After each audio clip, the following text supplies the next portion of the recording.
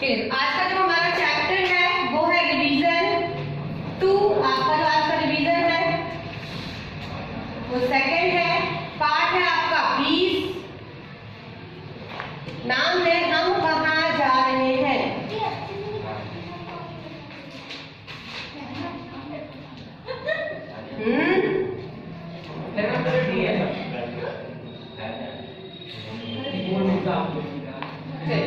सबसे पहले आज हम जो कर रहे हैं इसके प्रश्नोत्तर रिवाइज कर रहे हैं। चैप्टर को हमने पहले भी समझाया था, अभी भी हमने जो है वो रिवाइज कर लिया है। आज जो हम करने वाले हैं वो है प्रश्नोत्तर। सबसे पहला प्रश्न जो है उसको हम पढ़ेंगे, हम बोर्ड पर सिर्फ और सिर्फ उत्तर लिखेंगे, ठीक है। सबसे पहला यहाँ पे प्रश्न है, कवि का दोगली दोहरी सभ्यता से क्या आशय है, ठीक है। जैसे कि इसके नाम से ही पता चल रहा है, दोगली और दोहरी जिंदगी हम सब जी रहे हैं। मतलब हम दोनों ही सभ्यताओं को कोशिश तो यही करते हैं कि हम सामंजस्य बिठा लें।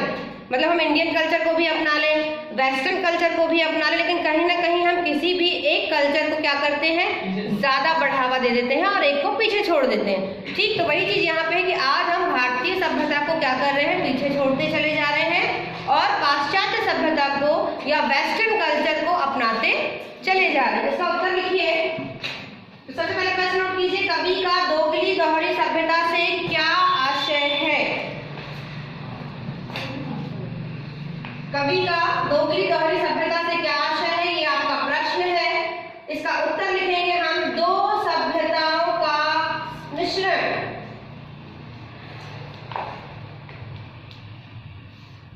दो सभ्यताओं का मिश्रण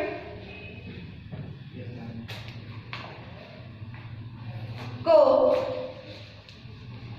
दोगली दोहरी सभ्यता, दोगली दोहरी सभ्यता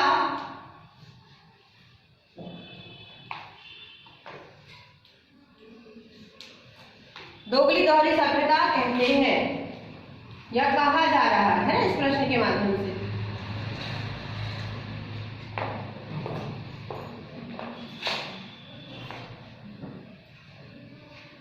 प्रश्न क्रमांक 2,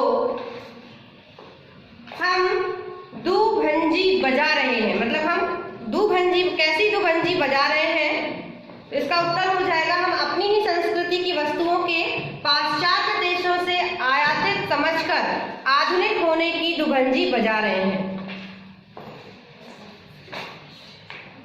उत्तर लिखेंगे इसका, हम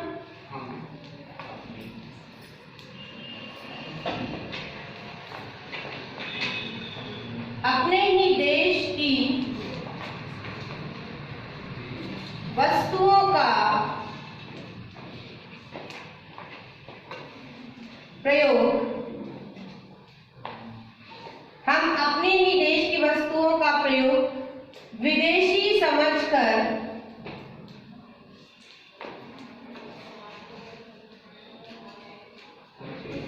लगातार कर रहे हैं। हम अपने ही देश की वस्तुओं का प्रयोग विदेशी समझकर लगातार कर रहे हैं और विदेश की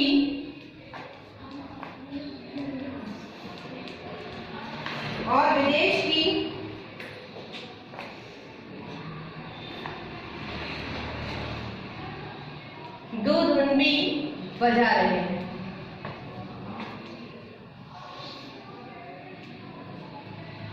मतलब ये कुछ चीजें हैं जो हमारे देश में ही बन रही हैं, लेकिन हम उनका इस्तेमाल कैसे करते हैं कि ये चीजें विदेश की हैं, हम इसका इस्तेमाल कर रहे हैं, है ना, दिखावा करने के लिए, जो कि वो चीजें क्या है, हमारे ही देश में कहीं ना कहीं बन रही हैं या हमारे ही देश से कहीं ना कहीं बनकर विदेश में जाती हैं और फिर से विदेश का टैग लगकर, मतलब विदेश का नाम लगकर वापस हमारे देश में आ जाती है। ठीक है, जैसे कॉटन, अनाज जो है विदेशों में नहीं उगाया जाता। भारत ही एक ऐसा देश है जहां पर हर प्रकार का अनाज उगाया जाता है। अब विदेशी क्या करते हैं, उसका इस्तेमाल, मतलब उसको मंगवा लिया, वहां पर आयात कर लिया, उससे बनाई चीजें अलग अलग, जैसे आप ये चिप्स खाते हो, कुरकुरे खाते हो, ये सब चीजें है वही कि भाई दालों का मिश्रण है कुरकुरे में या आलू बना है चिप्स में, लेकिन कहाँ से गया, भारत में। उसका रूप परिवर्तित करके फिर से कहाँ आ गया, वो भारत में। हम क्या सोच रहे हैं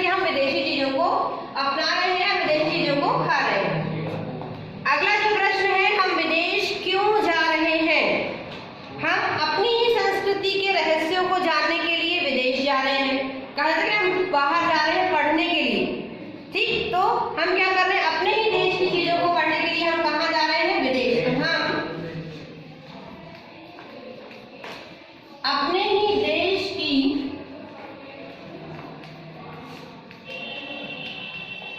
सभ्यता को, अपने ही देश की सभ्यता को जानने के लिए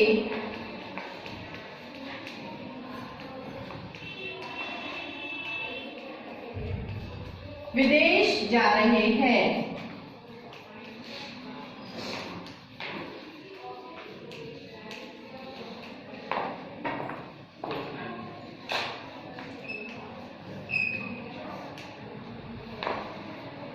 अगला प्रश्न है, उल्टे बांस बरेली को कवि ने किस संदर्भ में कहा है। उल्टे बांस बरेली को कवि ने किस संदर्भ में कहा है। तो विदेशियों ने हमारी योग साधना, धर्म नीति की वर्षों पूर्व चोरी की थी। ये तो हमें पता है कि हमारे यहाँ जो भारत में लगभग 200 वर्ष जो था अंग्रेजों ने शासन किया, हमारे यहाँ के धर्म, संस्कृति, पैसे, मतलब धन पैसा सब कुछ लेकर चले गए, है ना। तो विदेशियों ने हमारी योग साधना, धर्म और नीति की वर्षों पूर्व चोरी की थी। आज वे इन्हें नया नाम देकर हमें सिखलाने की कोशिश कर रहे हैं। आज वो क्या कर रहे हैं, वही चीजें जो हमारी ही है वो क्या कर रहे हैं, अपना नाम लगाकर वो क्या कर रहे हैं, हमें ही सिखा रहे हैं। हमारी सभ्यता और संस्कृति की चोरी करना और नए कलेवर में उन्हें हमें वापस करने में संदर्भ में उल्टे बांस बरेली को मुहावरे का प्रयोग किया गया है।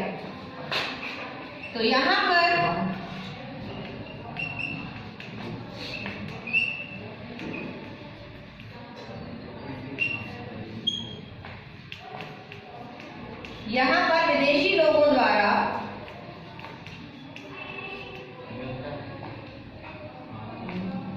विदेशी लोगों द्वारा हमारी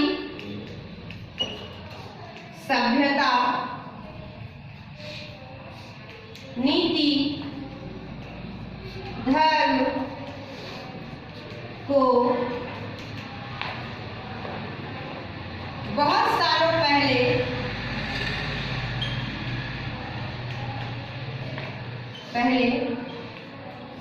चोरी कर लिया गया था। चोरी कर लिया गया था और आज उन्हीं को नए कलेवर में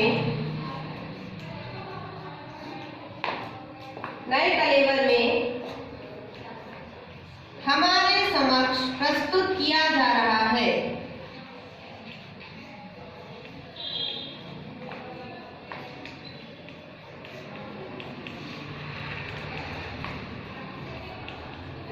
इसलिए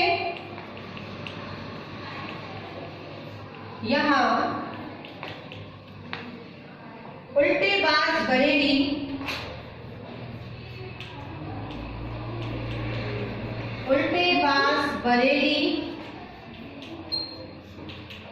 मुहावरे का प्रयोग किया गया है।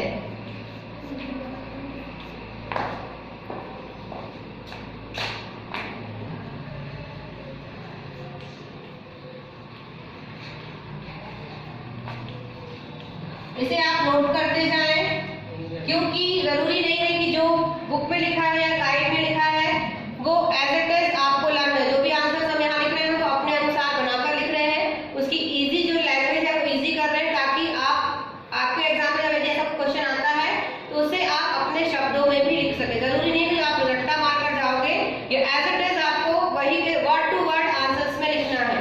ठीक है, कुछ आंसर्स जो है वो आप अपने शब्द अनुसार लिख सकते हैं, बस शब्दों का चयन जो है वो आपको अच्छे से करना है। अगला जो प्रश्न है, यहाँ पर हम प्रश्न 5 की बात कर रहे हैं।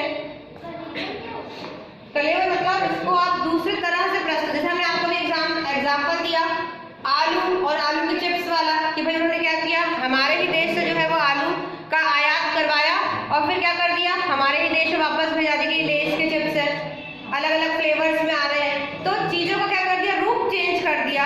जैसे अब यहाँ पर अगर हम बात करें कि विदेशी सभ्यता हमारे धन को, हमारी संपत्ति को, हमारे धर्म को, बहुत सारी नीतियों को, सभ्यता को क्या कर रहे अपने यहाँ ले गए, जो लिखित प्रमाणित भी है वो कहाँ ले गए, वहां। अब ये बताया जाता है कि हम विदेश पढ़ने जा रहे हैं, तो वो पढ़ा क्या रहे हैं, जो चीजें वो हमारे देश से ले गए हैं उन्हीं को हमें फिर से पढ़ा रहे हैं, हमें बता रहे हैं कि ये भारत में ऐसी चीजें हो सकती थी या ये हमारे देश में ऐसी चीजें हैं, है ना। तो उसका रूप परिवर्तित कर रहे हैं।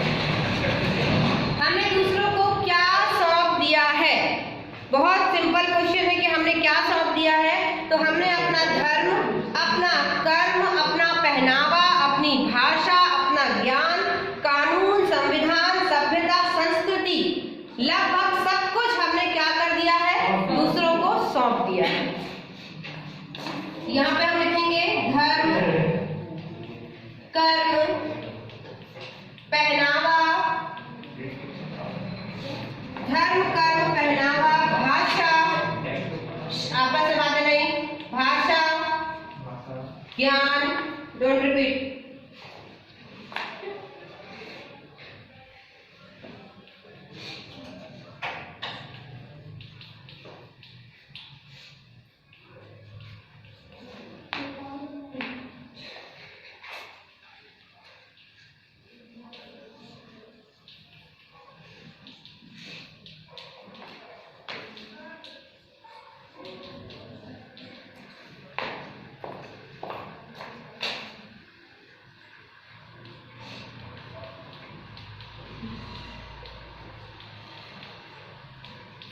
क्लियर। फिर से रिपीट करेंगे इसका आंसर कि हमने दूसरों को, दूसरे मतलब जो भी विदेशी है, जो भी अननोन, जो हमारे देश में आते हैं, जो हमारे देश के रहने वाले नहीं है, तो हमने उनको क्या सौंप दिया है। तो हमने अपना धर्म, है ना भाई, आजकल हम मंदिर जाना पसंद नहीं करते हैं, हम रेस्टोरेंट जाना पसंद करते हैं तीज त्योहार में, है ना। फिर कर्म मतलब हम अच्छे काम नहीं करते, भगवान का डर ही हमारे अंदर से निकल गया। पहनावा तो बहुत बड़ी चीज है कि पहनावा तो हम पूरा वेस्टर्न पहनना चाहते हैं। भाषा, अंग्रेजी भाषा को अपना लिया है। ज्ञान भी हम ज्यादातर अंग्रेजी का ही लेना चाहते हैं। कानून, है ना, संविधान, सभ्यता, संस्कृति, मतलब कुल मिला के जितनी चीजें हमारे जीवन के लिए आवश्यक है वो सब चीजें हमने क्या कर दी है, दूसरों को सौंप दी है। अगला और अंतिम प्रश्न इस पाठ का,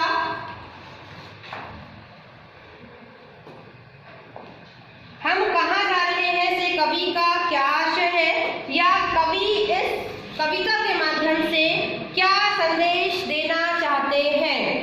ठीक, तो यहाँ पे हम भारतीय पुरातन काल चली आ रही परंपराओं, जीवन मूल्यों और आदर्शों को बदलकर पाश्चात्य जीवन शैली को अपनाकर अपनी संस्कृति और अपने व्यवहार को भूलते जा रहे हैं। आज जब विश्व हमारे चिंतन और ज्ञान से नई चेतना प्राप्त कर रहा है, तब हम अपनी विरासत को छोड़कर विदेशी चिंतन और व्यवहार को ग्रहण करें उचित नहीं है।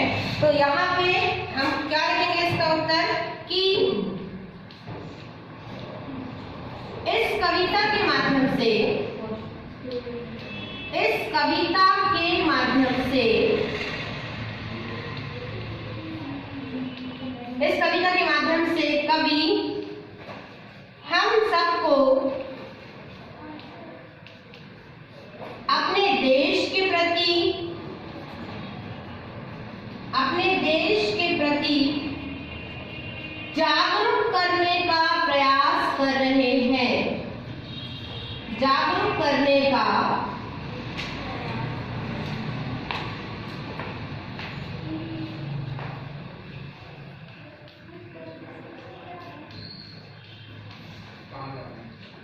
हम कहाँ जा रहे हैं से कवि क्या संदेश देना चाहते हैं। इस कवि के माध्यम से कवि हम सबको अपने देश के प्रति जागरूक करने का प्रयास कर रहे हैं और यह बता रहे हैं कि जो भी हमारे देश में हो रहा है, मतलब जो भी सभ्यता, जो संस्कृति आज हम अपना रहे हैं, तो जो भी हमारे देश में हो रहा है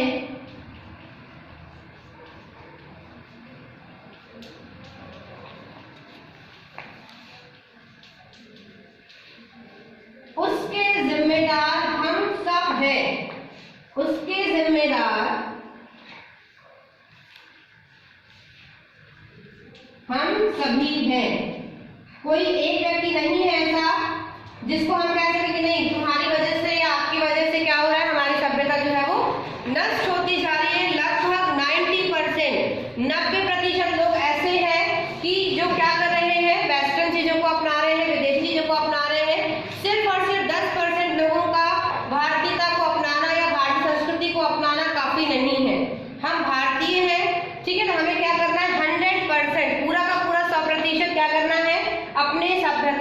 अपनाना है।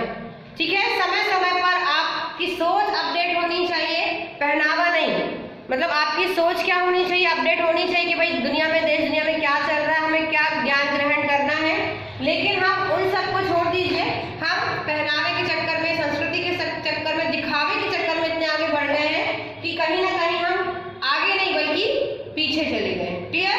ये था आपका पार्ट जो आज आपने रिवीजन किया, पार्ट 20। हम कहाँ जा रहे हैं? बहुत सिंपल पार्ट है ना, मतलब आसानी से आप इसको समझकर इसके प्रश्नोत्तर लिख सकते हैं। इसे आप नोट डाउन कीजिए अपनी कॉपी में और लर्न कीजिए, याद कीजिए।